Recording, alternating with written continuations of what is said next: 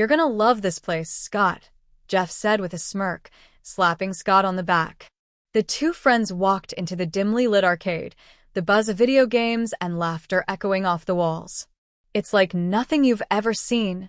The smell of stale popcorn and sticky soda floors filled the air as they approached the counter. Behind it, a bored-looking teenager with a name tag reading Marcus glanced up from his phone. "What can I get you?" he mumbled. "2 tokens for the Maze Runner," Jeff said, his eyes gleaming with excitement. Marcus nodded, dropping the tokens into Jeff's outstretched hand. "You know the rules. You go in, you play to win. No quitting until you beat it." Scott took a deep breath, trying to ignore the knot in his stomach. He'd heard about this game, about how intense it was. "Jeff, are you sure about this?" Jeff grinned. "You bet. It's the latest craze, man. Immersive VR like you've never experienced before. You're actually in the game. It's like reality, but with a cool storyline and challenges." He nudged Scott forward towards the booth. The Maze Runner booth was sleek, with a high-tech VR headset and a set of motion-sensitive gloves resting on a padded chair. Marcus handed Scott a headset with a knowing smile. "You're gonna need these." Scott sat down tentatively, the chair molding to his body. Jeff clapped his hands together, a glint of competitive fire in his eyes. "All right, let's do this. Last one out buys pizza." Summary Carrot 1. Jeff brings Scott to an arcade, where they play The Maze Runner, an intense, immersive VR game. Marcus, the apathetic attendant, informs them of the rule to play until victory. Jeff is excited and confident, while Scott feels apprehensive. They agree to a friendly bet where the loser buys pizza. Marcus rolled his eyes, sliding the VR headset over Scott's eyes and securing the straps. The world around him melted away, replaced by a stark, pixelated maze. The walls were tall and daunting, stretching far beyond the limits of his vision. He could hear Jeff's voice echoing in the distance as he too disappeared into the game. "Remember, it's not just about finding the exit," Marcus called out, his voice now sounding ominous through the headset. "You've got to survive what's inside." The floor under Scott vibrated, and the walls of the maze began to close in. He shot to his feet, heart racing. "Jeff? What the hell?" But Jeff's voice was gone, replaced by the grating sound of metal scraping against metal. Panic surged through Scott's veins as he spun around, trying to find his friend. His hands clutched the air, feeling for the wall. The gloves had come to life, sending a cold electric shock through his skin, guiding him to a set of controls. He felt a button, a lever, and a joystick. Okay, he murmured to himself, forcing his breaths to slow. "This is just a game." As he touched the joystick, a map of the maze appeared in his line of sight. It was vast, with twists and turns that made his head spin. A timer in the corner ticked down from 60 minutes, and his heart sank. The walls were now closing in faster, the sound of their inexorable movement growing louder by the second. He had to act, had to find Jeff. The floor lurched, sending Scott stumbling to the side. He realized that he wasn't just seeing the walls move, he was feeling them. The VR had kicked in, and the booth was moving with the game. He took a deep breath, gripped the joystick, and began to navigate through the maze. His movements were clumsy at first, but the gloves responded to his commands, allowing him to feel the walls and the ground as if they were real.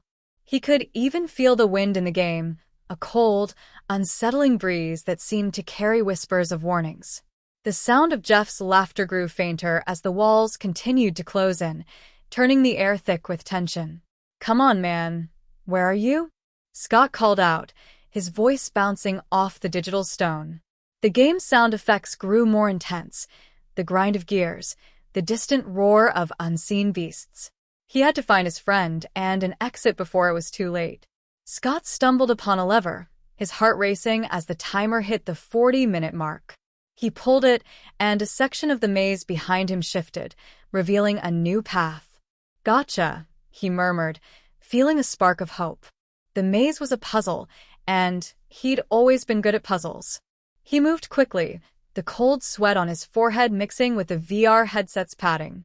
The walls were now a blur of shifting shapes and colors, the game's AI adapting to his progress.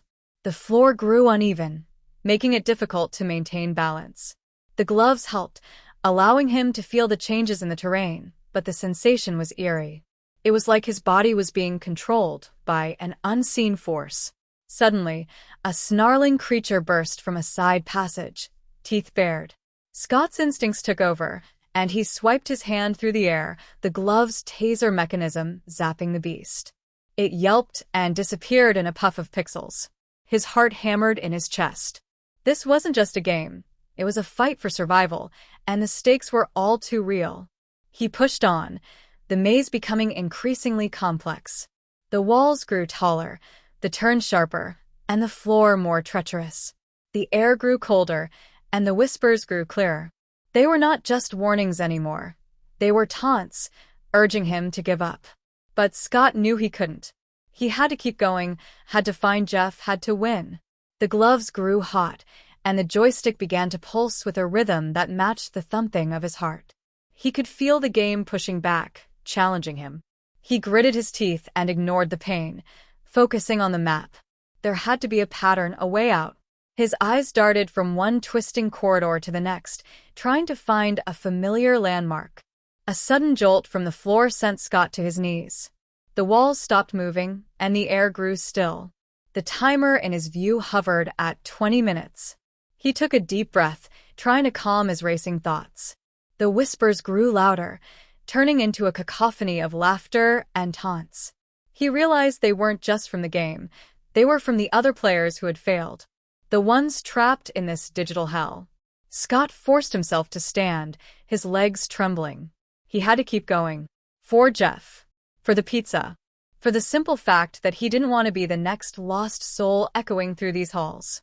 He took off down the new path, the walls seemingly endless. The maze was playing with him, toying with his fears. The sound of Jeff's voice grew clearer, and with renewed vigor, Scott sprinted toward it. But as he rounded a corner, the walls shifted again, leaving him face to face with a towering figure in a lab coat, holding a syringe filled with a glowing substance. "You're not ready for the next phase," the figure sneered, a digital twist to its features. Scott stumbled back, heart racing. This wasn't part of the game he'd signed up for. The figure lunged, and he swung his arm wildly, the glove's taser connecting with a crackle of electricity. The figure recoiled, then vanished, leaving Scott alone in the sudden silence. He knew he had to be close to Jeff, but the game wasn't letting him find him easily. The walls of the maze pulsed with a sinister energy, and the whispers grew into a crescendo, drowning out his thoughts. The timer ticked down to 15 minutes, and the pressure mounted. His breathing grew ragged, and his palms were slick with sweat. He had to find Jeff before it was too late, before the game claimed them both. As he stumbled through the twisting corridors, the walls began to glow with an eerie blue light. The shadows grew darker, and the whispers grew more insistent. He could feel the game trying to break him, but Scott's resolve hardened. He was not going to be a part of this macabre entertainment. He rounded another corner and saw Jeff's silhouette in the distance, his back turned. Jeff. "Jeff, over here," Scott shouted, his voice hoarse from the dry virtual air. Jeff didn't respond, and as Scott approached, he realized his friend was frozen in place, unresponsive to his calls. Panic clutched at Scott's chest, and he reached out to shake Jeff's shoulder. But as he touched Jeff, a searing pain shot through Scott's hand. The figure in the lab coat reappeared, the syringe now pointed at Scott. "You're not supposed to interfere with other players," it sneered, its digital features twisting into a grotesque smile. Scott yanked his hand away, stumbling backward. The figure stepped closer, the needle glinting menacingly. "What did you do to him?"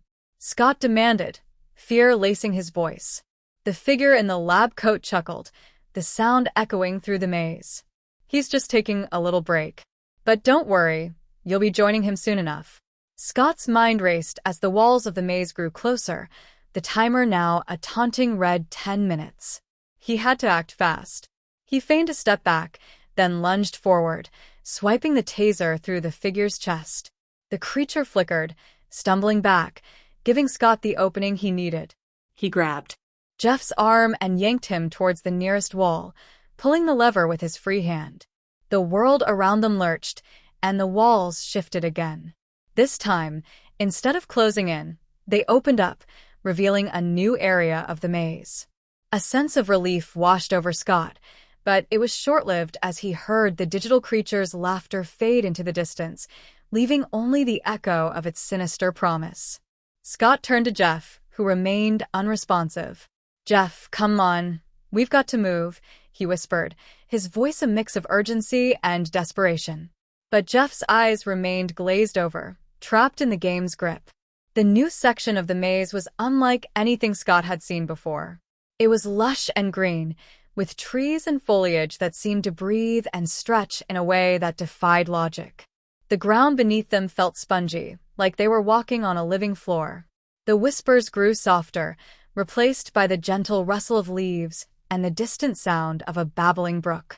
It was eerily peaceful, a stark contrast to the cold, metal confines of the arcade. He dragged Jeff with him, the weight of his friend's unresponsive body making every step a struggle. The VR headset had to be malfunctioning. Jeff had to be okay.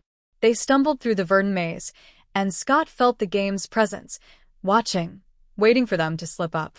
The timer was now at 5 minutes, and the pressure was unbearable. As they pushed deeper into the foliage, a soft light grew ahead. It was the exit, a beacon of hope in this digital nightmare. He could see the outline of the arcade, the real world beckoning him back. But something was off. The light was flickering, and the whispers grew louder, a cacophony of despair that seemed to claw at his sanity. "Come on, Jeff," Scott urged, his voice strained with effort. "We're almost there." The light grew brighter, and the whispers grew into a scream.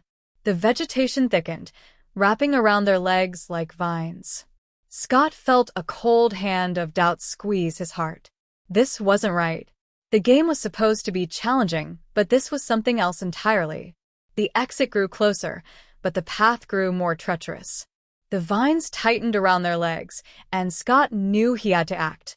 He reached into his pocket for the knife he'd picked up in the game's early stages, a simple tool that had become a lifeline. He sliced through the digital thicket, the resistance surprisingly real as the blade bit into the code. Jeff's body jolted with every cut, but there was no response. As they approached the exit, the light grew erratic, pulsing in time with the whispers. The trees and vines grew more aggressive, lashing out like whips.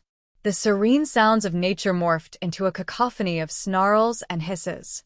Scott's heart raced, the walls of the maze closing in on them once again. With a final burst of strength, Scott broke through the vegetation, the exit just a few feet away.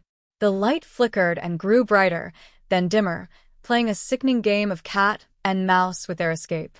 He stumbled forward, his grip on Jeff tight, the VR headset weighing heavy on his forehead. As they reached the exit, a blinding flash of light enveloped them, and the whispers grew to a deafening screech. The floor dropped out from under their feet, and Scott felt a moment of weightlessness before the world around them shifted again. The serene greenery was gone, replaced by a cold, steel chamber. The exit was now a small, glowing circle in the center, surrounded by a sea of spikes that rose from the ground, retreating as the timer reached 0. Scott's heart pounded in his chest, the realization sinking in that the game had one final twist. He had to get Jeff through the spikes before the exit closed. With trembling hands, he set Jeff down and whispered, "I'll get us out of here." Jeff's eyes flickered, and for a brief moment, Scott saw a glimpse of recognition. The chamber's walls began to rumble, and the spikes grew closer. The light from the exit pulsed, urging them forward. Scott took a deep breath, his eyes scanning the room for any clue, any advantage. That's when he noticed the pattern in the floor. The spikes were retracting and extending in a sequence. It was a trap, a final test of their reflexes and courage. He grabbed Jeff's hand firmly. "You with me?" he shouted over the cacophony of the game's endgame. Jeff nodded, his eyes clearing slightly. "We have to run. Stay with me. Stay on the lights." They sprinted towards the exit, their booted feet echoing against the cold steel. The floor was a dance of shadows and light, the spikes moving in a pattern that only made sense in the chaotic world of the game. Scott's heart felt like it would explode from his chest as they weaved through the deadly dance floor, the timer's red digits, counting down to oblivion. The spikes grew closer, the lights under their feet blinking in a pattern that grew more erratic with every step. Scott's eyes darted to Jeff, who was stumbling, his movements sluggish. "Come on, you can do this," he yelled, pulling his friend along. The air grew colder, the metal walls seeming to press in around them, whispering their inevitable fate. 3 minutes remained on the timer, the red numbers burning into Scott's retinas. He could feel the game's malicious glee, feeding off their desperation. The floor was a blur of light and shadow, and he knew they had to time it perfectly. One misstep meant certain death, a fate worse than the digital abyss. They approached the edge of the spike pit, the exit pulsing with urgency. Scott's legs burned with fatigue, but he couldn't stop now. He took a deep breath, focusing on the pattern of the lights. The floor beneath them was a dance of death, but he had to trust his instincts. "On 3, he shouted to Jeff, his voice barely audible over the clamor. 1, 2, 3. They leaped together, their boots hitting the first light with a solid thud. The spikes retreated just in time, only to slam down again as they jumped to the next. The sequence grew faster, the lights blinking in a frenzied rhythm that seemed to match the pounding of their hearts. Each jump was a gamble with fate, and the prize was their freedom. Scott's muscles burned as the timer hit the 1-minute mark. The lights beneath their feet grew dimmer, the spikes more unpredictable. Jeff stumbled, his leg catching the edge of a spike, and Scott felt a cold jolt of horror as he saw a line of blood appear on his friend's calf. "Keep moving," he yelled, his voice strained. They were so close, the exit just a few jumps away. The spikes grew closer together, forcing them to move in unison, their hearts beating in time with the lights. The room was a blur of red and steel, the air thick with the smell of fear and adrenaline. 45 seconds. Scott's eyes darted to Jeff, who was pale and sweating. His friend's eyes were wide, but he nodded, understanding the gravity of the situation. They had to make it. "Come on, Jeff, you can do this," Scott shouted, gripping Jeff's hand tightly. They took off again, jumping from light to light, the spikes snapping at their heels like hungry jaws. The pain in Scott's legs was unbearable, but he pushed through it, driven by a primal instinct to survive. The timer hit 30 seconds, and the room's lights grew brighter, the shadows dancing around them like a taunting crowd. The spikes beneath their feet grew more erratic, the game seemingly enjoying their desperation. The whispers grew into a deafening roar, filling their ears with the screams of those who had failed before them. They were so close, the exit's warm light beckoning like a lifeline in the dark. 20 seconds. Scott's lungs burned, his legs screaming for respite, but he couldn't stop. They had come so far, and he refused to let Jeff down. 15 seconds. The spikes grew closer together, the game's cruel finale playing out before them. Scott's heart felt like it would burst from his chest, the rhythm of the lights a deadly symphony that demanded their all. He could see the fear in Jeff's eyes, but also a glimmer of hope. 10 seconds. The floor was a chaotic mosaic of light and darkness, the spikes a relentless metronome ticking away the last moments of their lives. The gloves on Scott's hands grew hotter, the pain a constant reminder of the stakes. He couldn't fail now. 5 seconds. Jeff's legs gave out, and Scott stumbled, barely catching him. The exit was so close, the light blinding in its intensity. The whispers grew to a crescendo, a cacophony of despair that seemed to swallow them whole. 3 seconds. Scott took a deep breath and made the final leap, dragging Jeff with all his might. The spikes shot up, a lethal embrace, and for a brief, hopeful moment, it seemed they'd make it. But the exit was a cruel mirage, slipping through their grasp. The walls of the chamber slammed shut with a deafening roar, the lights flickering out like a dying star. Scott felt a crushing weight on his chest, his body slammed into the cold metal, the force knocking the wind out of him. The whispers grew silent, the game's final act of malice complete. He coughed, the metallic taste of failure coating his mouth. "Jeff," he wheezed, his eyes searching for any sign of his friend in the darkness. The VR headset was still on, but the world had gone black, the maze swallowed by the void. The walls of the chamber grew colder, a stark reminder of their fate. The game had won. The whispers grew faint, the echoes of lost souls fading into oblivion. The digital embrace of the lab coat figure's creation had claimed them both. Scott felt a tear slip down his cheek, his grip on Jeff's hand the only thing keeping him anchored to reality. "We can't just give up," he murmured, his voice hoarse and defeated.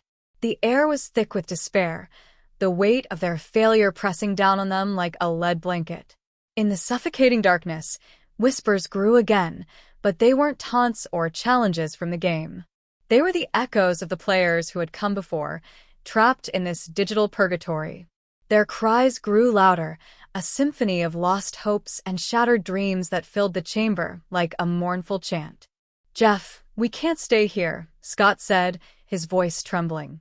The VR headset grew colder, a stark reminder that the game had claimed them, that the exit was now a myth. They were never seen again, two more faces lost in the endless sea of pixels. The gloves on Scott's hands had gone cold, no longer a tool of survival, but a prison for his desperation. The whispers grew into a symphony of the captured, the voices of countless players trapped in this digital labyrinth. Each cry a story untold, a life cut short by the game's cruel design. They were the only companions in the darkness, a chilling choir of the defeated that seemed to grow louder with every passing second. As this game is not a true game, it is a trap for souls, as there is no winning this deadly game. If you like this video, make sure to click that like button and subscribe. Hey guys, remember to drop a like on this video comment and what story please you want me subscribe. to do next. Right now, Thanks only for watching. 7.4% of my next time. viewers are subscribed, and I'm trying to reach 100 subscribers. So subscribe and drop a like.